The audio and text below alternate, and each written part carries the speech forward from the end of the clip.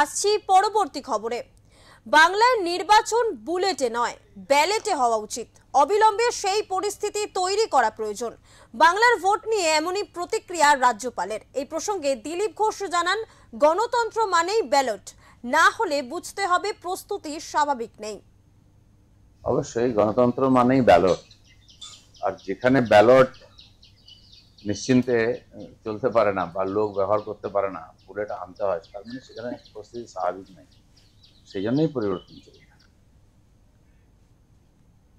অভিষেক বন্দ্যোপাধ্যায়ের বার্তার পর অনশন প্রত্যাহারের সিদ্ধান্ত নিয়েছেন এসআইআর নিয়ে অনশনরত মতুয়ারা।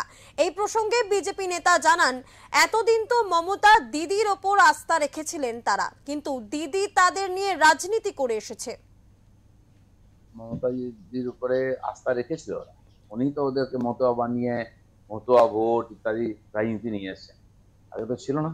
কিন্তু তারা কেন মমতা ব্যানার্জির উপরে আস্থা হারিয়েছে, কেন আজ তাদের নাগরিকত্বের জন্য কিছু করেননি?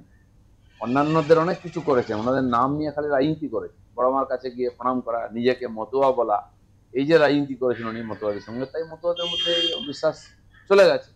আজ বিজেপি থেকে ওরা এসছে, আর বিজেপি কথা দিচ্ছিল সিএ করেছে, আর এসআইআরেও তাদের নাম উঠবে, তাদেরকে ভাঙিয়ে নিয়ে গিয়ে নিজে রাজনীতি করার চেষ্টা হচ্ছে। যদি তাদের নাম না আসে এসআইআরে, তারা যদি ভোটার না হতে পারে, তো তার দায়টা কে নেবে?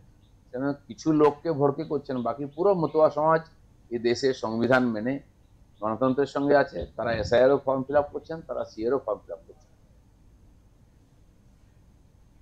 গতকাল খড়দাহের ঠাকুর কলোনিতে বিস্ফোরণ ঘটেছিল। সেই ঘটনার হতাহতের কোনো খবর নেই, কিন্তু ঠিক কি কারণে বাড়িতে বিস্ফোরক হয় বা বিস্ফোরক মজুদ ছিল, পলাতক অভিযুক্ত অভিজিৎ সিং, ঠিক এই প্রসঙ্গে এদিন দিলীপ ঘোষ বলেন, কি বলেছেন শুনবো। এই ধরনের ঘটনা পশ্চিমবঙ্গের গ্রামেগঞ্জে হচ্ছে, বিস্ফোরক থেকে আরম্ভ করে অসামাজিক ক্রিয়াকলাপ, আর ভারতবর্ষের যেখানে হোক তার সঙ্গে এখানকার তার জুড়ে যাচ্ছে। এটা খুব চিন্তার বিষয়। সেই জন্য যেই হোক আইনকে হাতে নিয়েছে, বেআইনি কাজ করছে, তাকে তো আইনের মাধ্যমে তার বিচার হওয়া উচিত।